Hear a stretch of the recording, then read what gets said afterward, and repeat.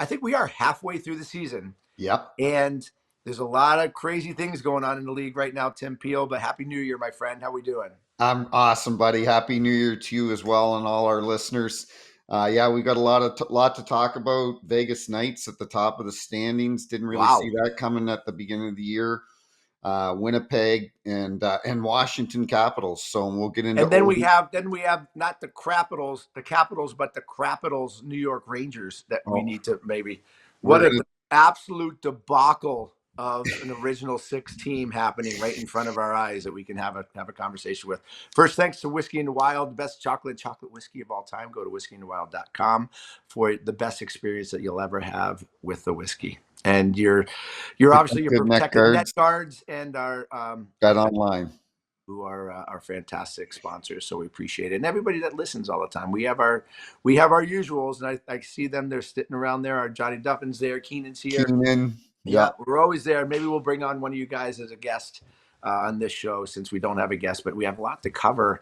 And I don't know, where do we want to start? Well, I know where I want to start, and that is the Winter Classic. 2 nights ago, or one night ago, took the family up. It was a phenomenal Wasn't it experience. awesome?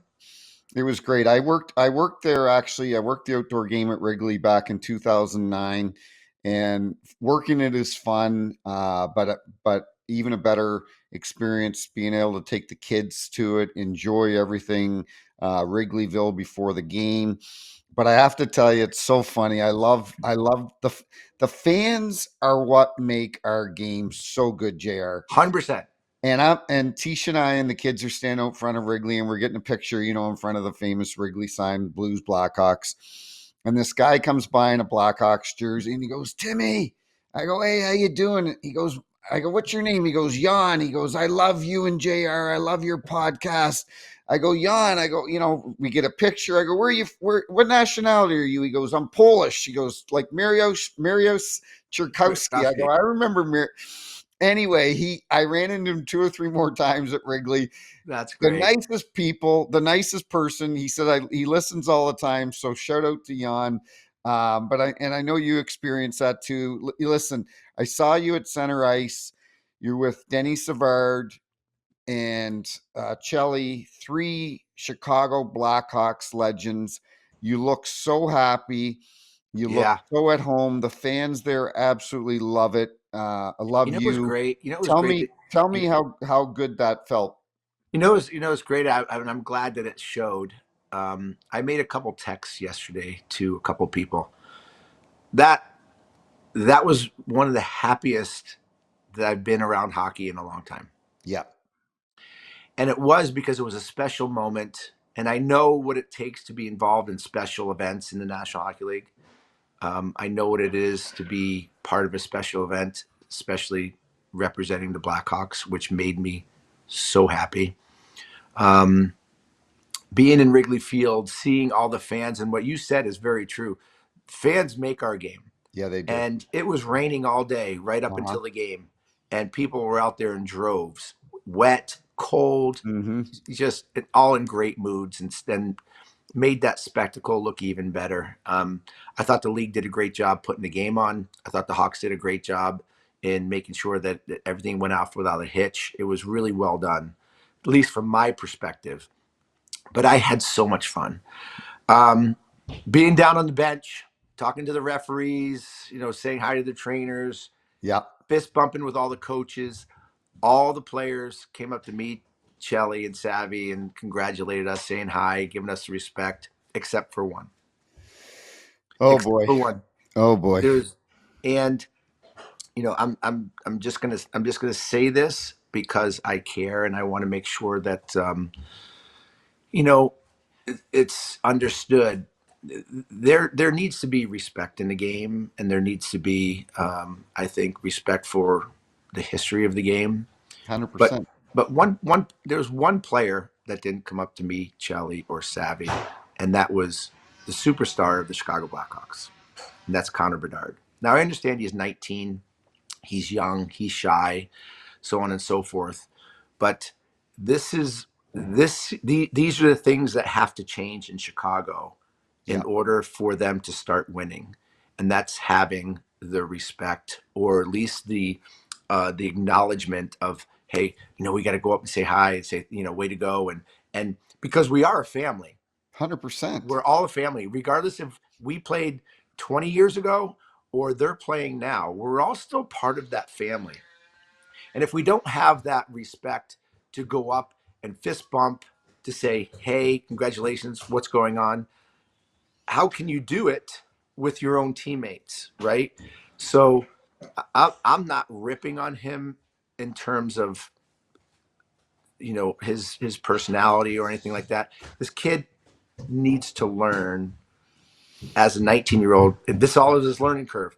His learning curve has to be, if he's going to be a captain of this team, there's a lot of things that he has to think about in terms of being that leader and being that captain. And unfortunately, he dropped the ball on that opportunity. And Yeah, that's tough to hear, because I see how other young stars in the league, I look at Connor McDavid, I look at Nathan McKinnon, I look at different guys around the league that show the veterans, show past players the respect.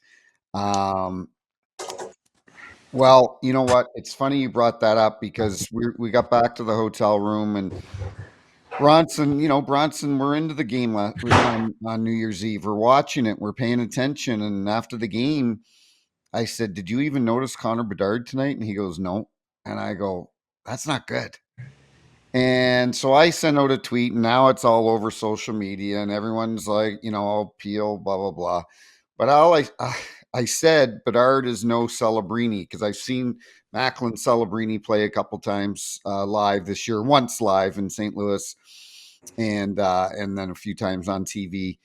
And you kind of were critical a year ago about Bedard and his potential, and all I said was Bedard is no Macklin Celebrini. And so that's obviously garnered a lot of attention, but I watch him, JR, and you can have all the skill in the world, you can have, but it doesn't necessarily make you a good hockey player.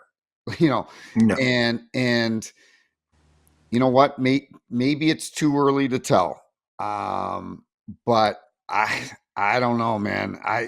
I think the media and the NHL hyped this guy up so much. They wanted to make him the next Connor McDavid, and we'll see. But my initial impression after watching him for 2 years now, a year and a half, is he's a good player.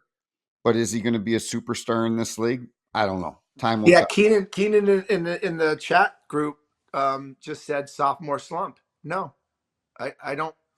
It's not a sophomore slump. Um, this is about growth. The kid, what you said, he's got tremendous skill, tremendous hockey intelligence, right? Um, I think he's more offensively intelligent than defensively intelligent, and maybe Mm, he needs to learn how to play defense more, or at least have a cognizant attention towards playing defense more than offense. At least for now. Um, he's small. He's not strong. He's got things going against him, which is okay. He's 19. I'm not ripping on him for what I want him to understand is that there are expectations as a top-notch player that he has to live up to. Number one, he does have to play both ends of the ice. yeah. Okay.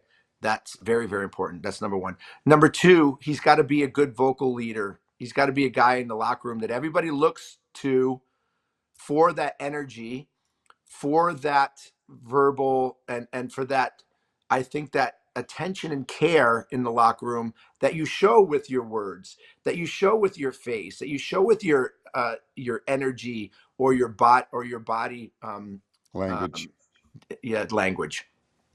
He needs to show that. For some reason, I see deer in headlights. Hmm. I see somebody questioning themselves. I see at some points, at sometimes a lack of confidence, um, and to be totally honest with you, a lack of gritty, intense bite. Yeah. Okay, I don't care how big you are. I mean, we just talked to Theo Fleury a couple weeks ago, who was Right. smaller than Conor Bedard, that had a bite like nobody else's business. Mm-hmm. Um, Listen, we don't need him fighting, but it's the energy, and everything becomes a mentality. It becomes a personality and a mentality. And he's in that time where he's really can learn. He needs to grow and he needs to understand who he wants to be, who he's expected to be, and what his teammates need him to be in that locker room.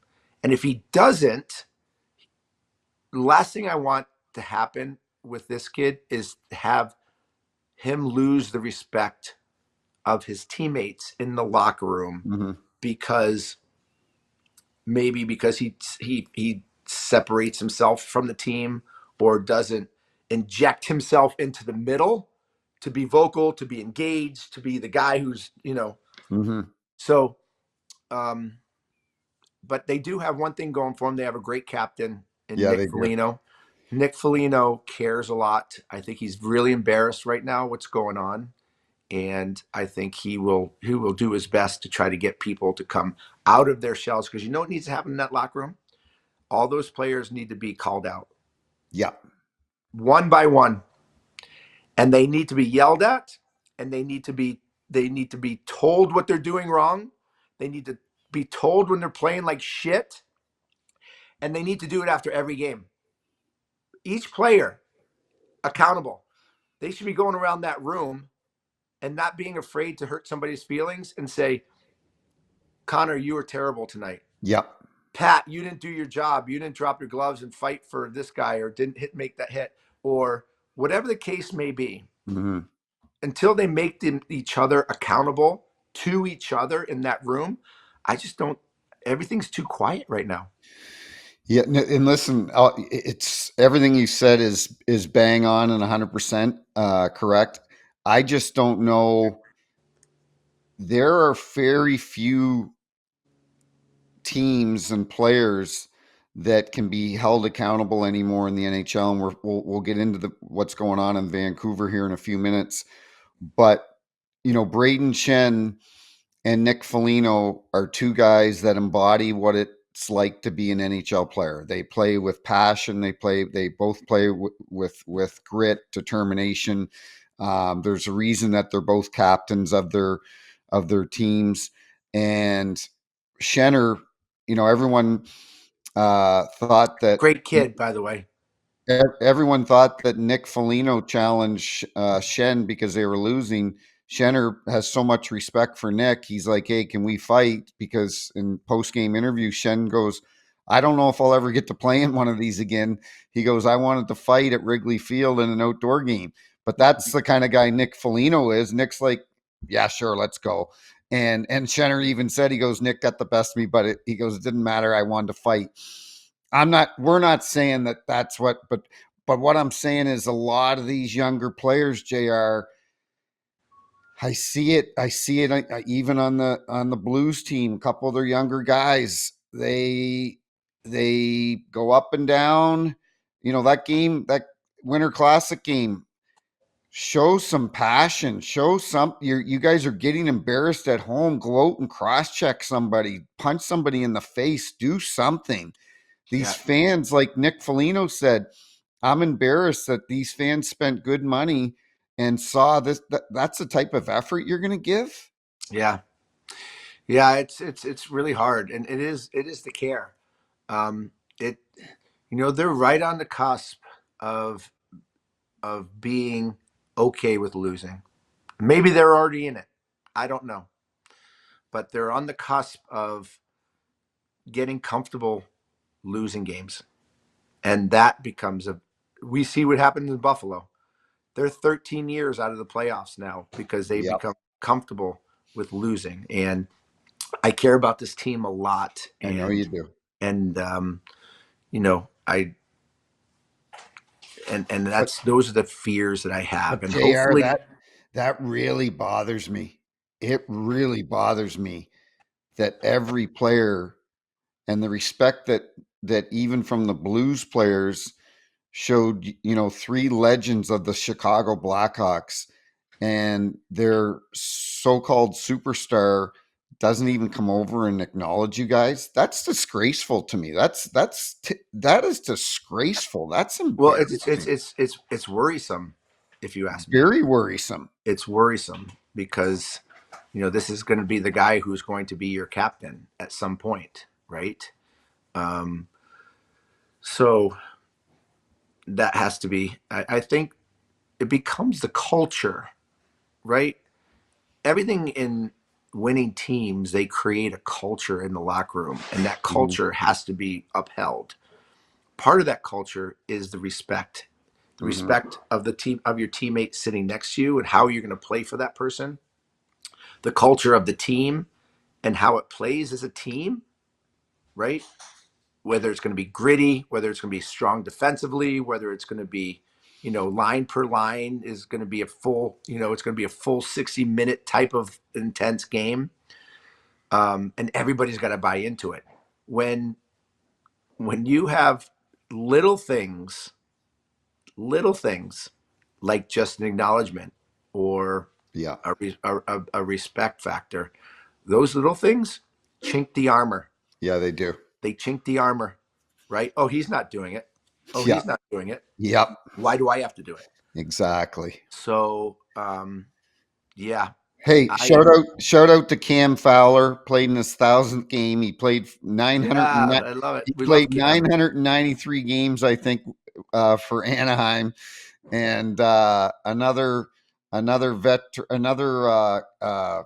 not veteran move, but a smooth move by Doug Armstrong pulling Cam over because Nick Leddy may not get back in the lineup this year, and he wanted a defenseman that can log out a lot of minutes.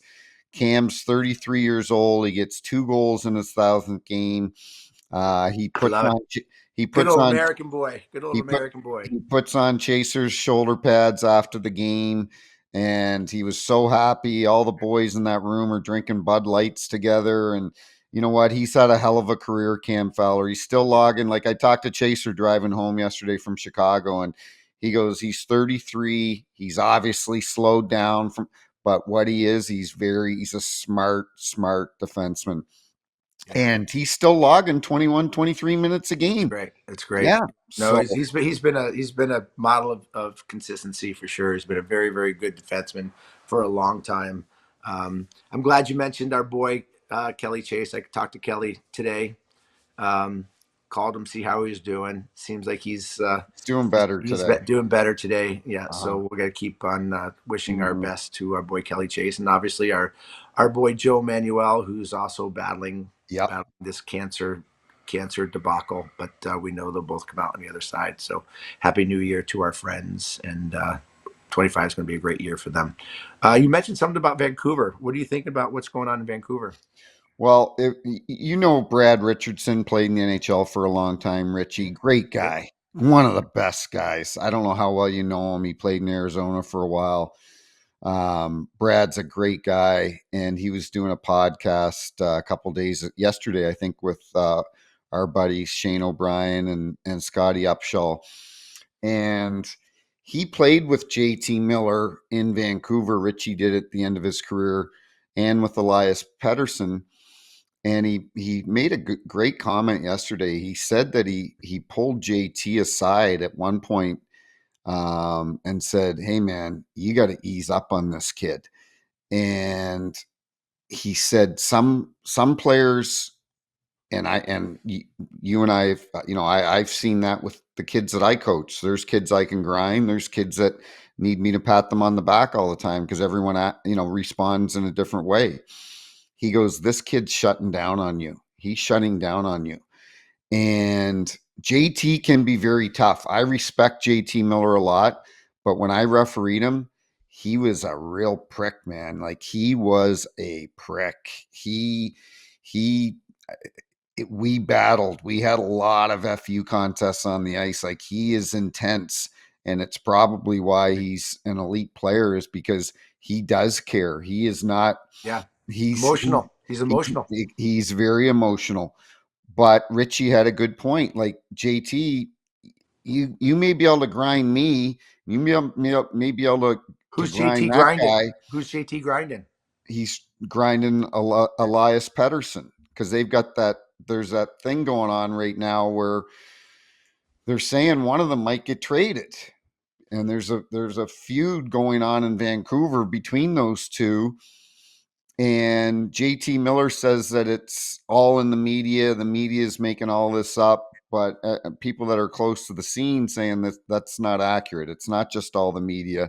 JT Miller and Pettersson aren't getting along very well, and you don't need to. Not everyone needs to get along, but I guess it's gotten pretty bad there that they're talking that one of them may get traded. Okay, well that sounds interesting. So if you were going to trade one of the two of them, who would you trade? Well, I would trade JT Miller, not for today, but he's 6 or 7 years older than Elias Pettersson, right? And that's the only reason. Now, if you want to win today, I would keep JT Miller, but he also is, like I said, 6 or 7 years older than Pettersson, and Pettersson's a superstar in this league. But the Canucks are underachieving right now, and our buddy Rick Tocchet, I'm sure he's just beside himself that what's going on over there, and they've had the problems with Demko um, being healthy, and they're just underperforming. And I don't know if this problem between these two players is repairable. Well, it's a very important part of the season for them too, because they're in fourth in their division. They're only 5 points out of that playoff spot in their division. So these wins become very, very important because we're in the doldrums, right? We're in the doldrum days right now. We You know, are. we're not quite halfway done with the season. And this is when teams can really let their guard down and start really losing games and fall either they're going to fall out of the playoff contention or they're going to stay vigilant and they're going to play themselves into it. And Vancouver needs to be that team that's going to stay vigilant and play themselves into it. And it bothers me a lot. That really makes me, I don't know if it makes me more sad or more mad that you have two guys that don't get along because one's pushing the other or Mm-hmm. one isn't doing his job, not playing to his potential, and he's getting called out by a teammate. That's all about what team sports is all about. And shame on Elias Pettersson if he's not playing well or if he's pouting because a teammate is calling him out. Yeah. Um, it kind of questions. It would question me being confident with Elias Pettersson. Like, how do I know what I'm going to get for him? Right. If he can just turn on me because he doesn't like me or because I said something that he didn't like. You talk about a weak person. That's a weak person. I agree. Um, and I have seen Elias play great and be awesome, but I've seen him play poorish more than I've seen him play awesome And disappear. Yeah. and disappear. Uh-huh. He's not the strongest guy. He's a great skater, but he's if you look at him, he's made of it looks like he's made of like a clothes hanger. I know. You know, um, it's kind of crazy too with Rick Tocchet as the coach. You would think that he wouldn't stand for that kind of relationship or at least that kind of attitude. I'm sure he loves what JT is doing, or Sure. at least the idea of why he's doing it. I wish I knew a little bit more about the interior information of what's going on, which I don't. But I question Elias Pettersson, to tell you the truth. Well, JR, I think part of the problem with being a National Hockey League coach now is you're not necessarily, your role isn't just to coach, your role is to be a part-time psychologist and psychiatrists, because you're dealing with so many different personalities, and it seems like it's just the world we live in, with a lot of people that are soft. And like I said, all I said was Celebrini. Bedard's no Celebrini, and now it's all over social media. Peel calling out Bedard. It's like, holy God, our society is so soft now.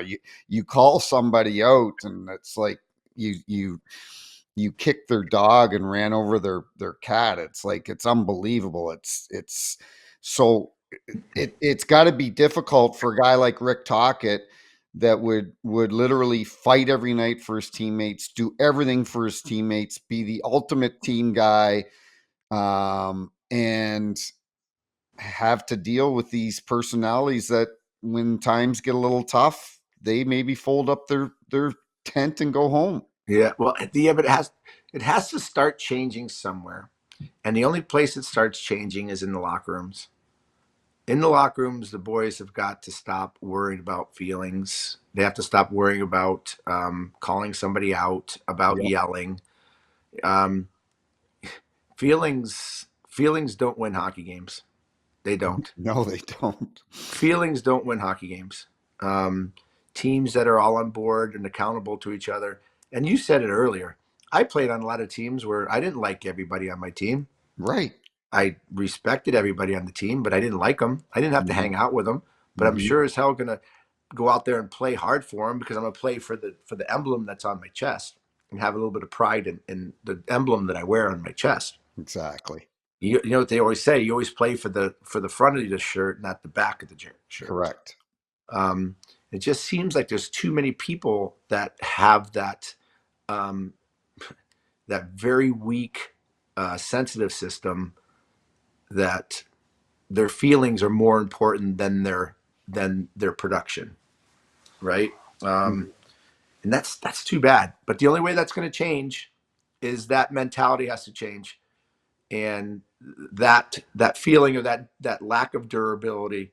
You have to build that thick skin, and the only way you're going to build that thick skin is by consistent grinding. And we're going to see. You'll see who is made to play and who's not, and the ones that aren't are going to get pushed out.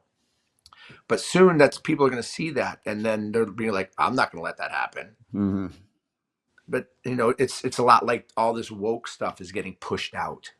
It's Mhm. because finally everybody's pushing back against it and saying, "No, no, we're not We're not. doing that," Yeah. and it's going away, right? The same thing can happen in the locker room with feelings, and so I don't know. Luch says take JT to the Rangers, because obviously the Rangers need some help, and the Rangers need more than JT Miller Well, to get some help, man. This our buddy Sean Avery has been all over Zabinajad. He's got this he's got a pointer stick like a teacher would use, and he's pointing on the screen Zabinajad the last couple games. He goes, dry hair, dry hair, dry hair. He's like, this guy is not even working hard. But before we get into the Rangers, I have a major concern for our buddy Craig Berube up in Toronto, and that is Austin Matthews is out again with that wrist injury that he missed 9 games with earlier in the year, and is now going to miss his second or third game. This is the injury that he re-aggravated this year and went to Germany um, to see a specialist over there, somebody that he's worked with in the past, but this is a big concern for Toronto, JR. Austin Matthews is top he's three player in this league, yeah, he's 30% of that whole team scoring. and now you've got the Four Nations Cup coming up, and you and I have got we jokingly got into it with Billy Guerin last time about players playing in that and getting hurt. Can No, can Austin will, Austin Matthews Austin go will not play in that if he's not 100%? will not be playing in that Four Nations Cup, in my opinion. If he's battling this injury again, and this keeps him out for any length of time in this aspect, if I were the Toronto Maple Leafs, I'd say you can't go play. I mean, that you got to take some time to heal that, because if you think about it, you have a nagging injury like this, it become a career thing. Look what happened with Peter Forsberg. Mm-hmm.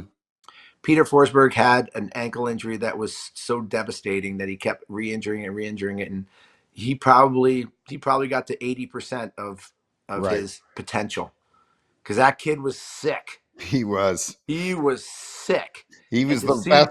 see, He was the best reverse hitter I've ever seen. no question about it. And the fact that he probably retired early because of an ankle, because of his injury. Um, you don't want that happening with an Austin Matthews, No. especially it's the wrist. His best asset is is his shot. And if he does not get this thing straightened out and it becomes chronic, not only is it going to affect the Toronto Maple Leafs, but it's going to affect his career. I mean, I predicted he's going to be the highest scoring American of all time. Well, you just made a great comment, and I want to ask you: um, are- Can the Toronto Maple Leafs demand that he doesn't play? Like, can Austin Matthews say, "Sorry, Brad Treliving, but I'm playing in the Four Nations Cup"? Like, do they have any control over him? I don't see why they wouldn't or how they couldn't. I mean, they own his contract. He doesn't have a contract with the United States. I know, and that's why I'm asking you. I don't know whether they could or not. Like, I'm I don't telling you know right what. now. I'm telling you right now. If I'm in the league and my team says you can't play in it, I'm not playing in it. Right. Um, as much as I would want to, I have to be loyal to the team that's paying me my salary. That has, especially for him, that has given him a $13.5 million a year contract, which they have a lot of money riding on Austin Matthews. I think Toronto has every single right to say when a play if the player is going to go play um, either at an all-star game or an international event that's right in the middle of the season. That, by the way, is going to be hard hockey. It's not going to be just NHL skills competition No, and it's all-star not. game where floaters. These guys are playing hard for their country. There's going to be injuries in this tournament that they have in the middle of the season, and someone's going to be pissed. Yeah. So if Austin Matthews already has an injury, then he better be very smart about him playing, and the team better be smart about him playing because, and really, the most important thing for them is the Stanley Cup. It's not. Correct. It's not the Four Nations. Correct. In 1996, the World Cup, I did not play in the World Cup because I did not have a contract. I was right in the middle of signing my contract, and I made a decision not to play because if I get hurt in the Yep. World Cup, and we saw how tough that World Cup was that year. I mean, it was brutal Yeah. hockey. Yeah. It was tough. The fights that happened in that Canadian American series, the anger, the ferocity, the tension. If I get hurt in that, I don't have a contract. Where were you? I just Refresh got my traded. memory. I just got traded from the Hawks to Phoenix, and And I you was hadn't and I and had you hadn't not signed signed? a contract yet. I was still negotiating my contract, and it was in, I guess it was August, right? August or September of that year, and or August, the World Cup was, and I couldn't risk it, Did that right? kill you? Um, Obviously, I wanted to play. I love that team. I love all my teammates on that team. I've been through so much with a lot of those players, and obviously World Juniors, and then international stuff beforehand. So yeah, it did hurt. But if I would go back again to '96, even though I know they were going to win, I'd still make the same decision. Did uh Walt and Modano and Waiter and what did those guys think at the time? No, they never said anything. Not one person gave me shit for they not playing. agreed? Well, you can't like you can't go play without a contract. No, no. I mean, if I had signed my 5 year, $20 million contract in the beginning of August, I would have been there. Right, But that was the first contract where I was actually going to make real good money, right. right? Because I'm coming off of making like 1.7 million. Right. for in 1995, 96. And that was my first big opportunity to make real good money. I'm coming off of 250 goal seasons, 300-point seasons, right? That was my time.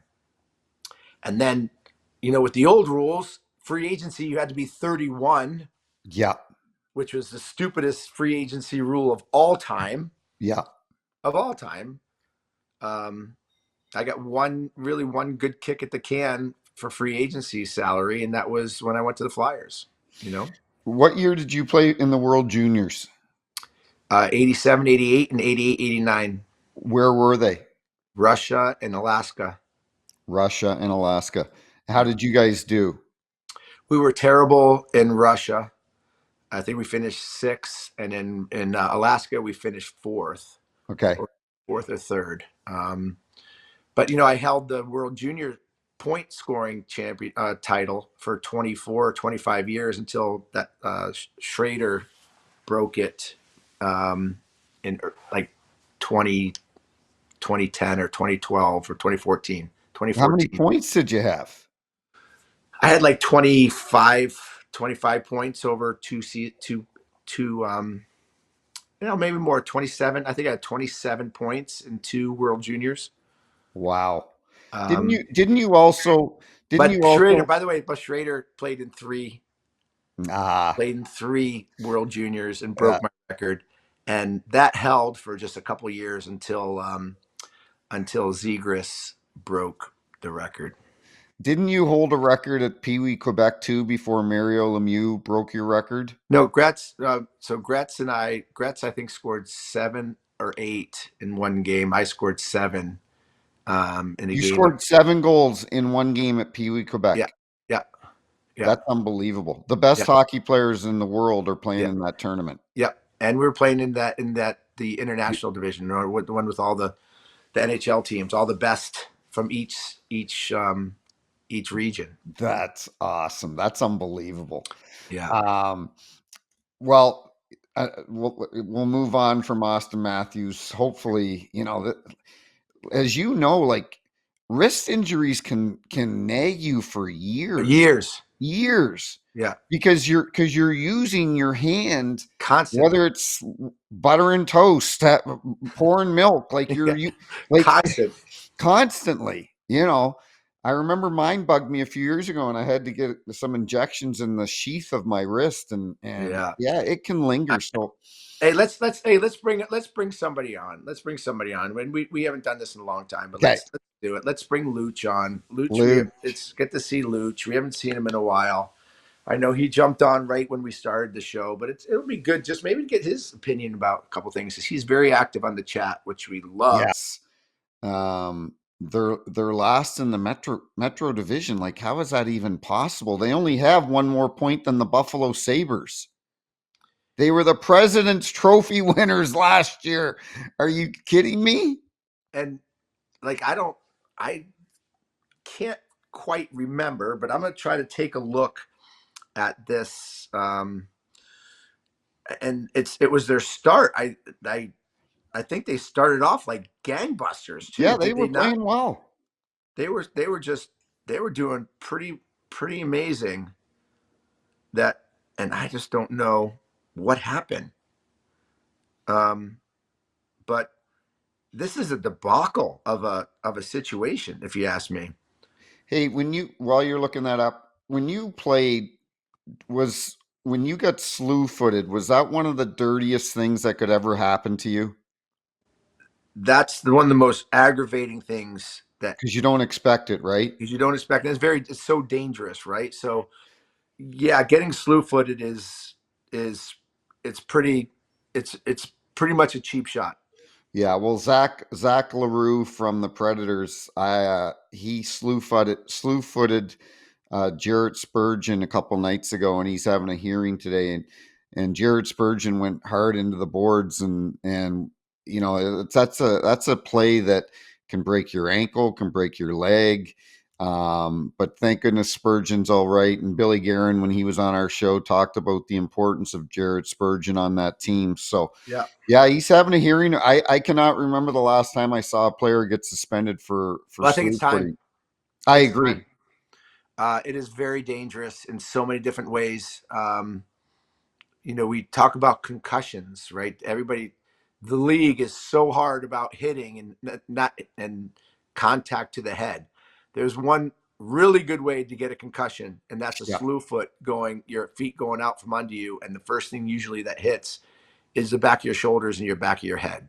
So, but it's just a bullshit cheap shot, um, and the lack of disrespect for anybody. You know, just to go back on that Ranger thing and this Zack Jones, you don't hear what he said today or yesterday. I'm rotting away because he's been scratched 6 times, and this is an effing joke. Jer, let's not minimize that. That does not happen a lot in the National Hockey League. Even when you played, you kept your mouth shut. Hey, I'm here for the team. I'm working hard in practice, trying to get back in the lineup. They say all the right things. For Zack Jones to say this, it's almost like he wants out of New York. It's almost like we're going to say whatever the hell we want in New York now Well, by because, the way, is it that he wants out of New York, or is he showing a passion play right now? well, Because no, exactly. if I'm the coach right now, I'm looking for anybody that's going to show some grit that wants to play. Like Capo Caco, he spoke out and said it was a joke, and he got traded 2 days later to Seattle. So Yeah, but this is I don't know. I'm not a Capo Caco fan no, I wasn't whatsoever. either. But what I'm saying is, it's very unusual for players to speak out like this. I agree with you. If I'm looking for a spark, I'm putting this guy in the lineup. I don't know why he's been a healthy scratch, but something's going to change there because as we know, when we had who do we have on the other day about the Rangers? We were talking about James Dolan, Barnaby. Barnaby, and James Dolan. He's a bit of a wingnut, the owner of the Rangers, and I can't see him, standing pat and watching this ship sink right now because this is too good of a team for them to be where they're at. And I hope, and I'm maybe a little biased because I like Peter Laviolette. Unfortunately, he'll probably take the rap, but I think that's bullshit because Peter's a great coach. He had the President's He's a good Trophy last coach. year. I Uh, agree with that. I agree with that. you know, um, Vegas surprised you at all? I'm surprised that Vegas is first in the NHL. I'm surprised that they're first in the NHL. Yes. Am I surprised that they're near the top? No, because buddy, what surprised me more about Vegas is they made it to the Stanley Cup in the first year. If And, there's a team, if there's a team in the National Hockey League that does things the right way, it's Vegas Golden Knights, and I'm talking about every aspect of the and word. and they're 2 points behind Winnipeg. Winnipeg's one, but I was reading power rankings today, and they had Vegas number one. That's why I Yeah, said I mean, number it one. doesn't surprise. No, it doesn't surprise me, and it seems like they continually have a mentality of playing the same way. They're a very consistent team in Yeah, the they way are. they play. Um, a lot of people thought getting rid of Marchessault would have been a Uh big huh. deal, right? Uh huh. No, they just keep going right at it. I think Jack Eichel has has become a model of consistency as a hockey player, I agree. and he is one of the top guys. And I also think it's a great place to play. Great place to play. This is a first class organization that has a first class practice facility. Yep. They have an amazing entertainment team, and what they do in their marketing department, and how much fun they make it for their fans to go watch a game, and then they allow their players to be part of the culture of Las Vegas, right? And it's a good place to live. I bet you those guys have a blast living in Vegas and being able to go out onto that ice in front of an energetic crowd where the team is playing the best music and entertainment all over the place. And how can you not get energized as a player when all this is going around you and the team goes, yeah, we're going to spend money on you. We're going to make sure that you get the right players. We're going to bring the media in. We're going to bring everybody closer to you guys so we know you. It's a They've got a well great run, owner in Foley. great owner, George well Mc, run machine. George McPhee basically built the Washington Caps and then left, and the Caps won the trophy. I think won the Stanley Cup the year or two later, and that uh, Brian McClellan was kind of given credit for winning the Stanley Cup, but George McPhee built that team. George McPhee did a tremendous job going to Vegas. Then he brings in Kelly McCrimmon, very well respected hockey guy. So from the owner to McPhee to McCrimmon to Bruce Cassidy, it's just a well-oiled machine there, It is. and it's impressive to see. And you know, you talk about that market, and then you go to a small market like Winnipeg, where it's probably minus 20 there today, but they're first in the NHL with 55 points. They had a slump for about a month, Yeah. which every team does throughout the season, but and a lot of people, JR, especially on the East Coast, a lot of people don't get to see the Jets play. This is a really, really, really good hockey team, and they probably have the best goaltender in the league with Connor Hellebuck that people will get to see at the Four Nations Cup because he'll be the starter for the U.S. And they're just a great hockey team. Yeah. Well, they're one of my favorite teams. I mean, Chicago, Philly, Vegas. You know, those are my teams that I really watch a lot. Really, I watch. Um, as much as I love San Jose, I know unfortunately they're they're a long way from Well, any. your LA Kings, they're 22-10. You got to Our give them Kings, credit. I didn't see I it. love my Kings. I love my Kings. I Each year I follow the Kings, love the Kings, and love Luke Robitaille and my buddy Blakey, Rob Blake. I get so mad at myself for playing bad the one year that I was there. I feel so guilty of playing bad because I am a huge Kings fan. I love the Kings, I really do, and the fans are great. But I always wish them the best. I'm actually going to go to a game here in a couple weeks against Florida Panthers. I'm gonna go watch Florida up in LA Nice. later in the month, so that'll be a lot of fun. But Kopitar just keeps trucking along. He just keeps trucking along. he is the class of the NHL, man. He's Anze Kopitar unbelievable. is he is the class of the National Hockey League. I don't care what anybody says. He is a model of consistency. He is the epitome that he epitomizes the gentlemanly great player with competitiveness, and If he had played in the Canadian market, he would be so much more admired than what he already is. He's already, but it's the hockey people know that Anze Kopitar is a tremendous player. But your average fan, they know he's good, but they don't realize how good he's been or good and how consistent he has been every year in the NHL. It's afterwards he's just going to go back to his country and maybe run for president or prime minister of his country. right. He'll win because he'll win. He's the most famous athlete in his country, which he deserves. He is the best. Slovenia, Yeah, Slovakia, right? Slovenia. Yeah, Slovenia. Yeah, it's a great country to be a great NHL player from. There's no question about it. But anyway, what a good show. It's a good way to start 2025 PLZ. Let's see what happens here.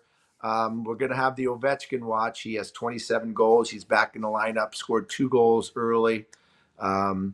But we'll see if that ankle is going to impede him. Does he have a chance to get it this year? Some say no.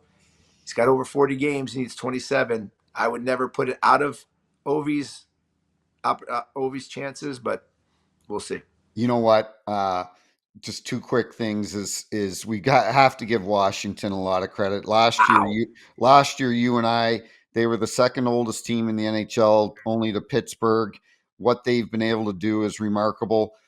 Shout out, I think they play tonight or tomorrow. USA tomorrow, I think. No, it is tonight. USA and Switzerland, and Canada versus Czechia, and the USA beat the mighty Canadians. Canadians in Canada, I won some money against my buddy. in That's it. Canada to boot, in Ottawa. And so It's you been know tough what? on the Canadians. They lost to Latvia and lost to the Americans. So I'm sure the Canadians aren't too happy up there, but they can change that right now. But we'll I see. don't want to. I don't want to piss off my Canadian family and friends, but I got to be honest. I've lived here for 23 years now, and I'm rooting for I see Team what's on your USA. hat, buddy. I see what's on your Yeah, hat. you see what's on my hat. It's a good old American flag. You So, know. you know, So anyway, that'll be fun to watch. absolutely, buddy. Well, we will see you next week. We appreciate everybody for watching. Thanks for jumping on. Everybody in the chat line, our Whiskey in the Wild, our protected neck guards, and our Bet Online. We love you guys, and we can't wait to see you next week. So happy 2025. And from Peelsy and myself and Snipes and Stripes on nofilter.net, we will see you next week. See you, buddy. Bye bye.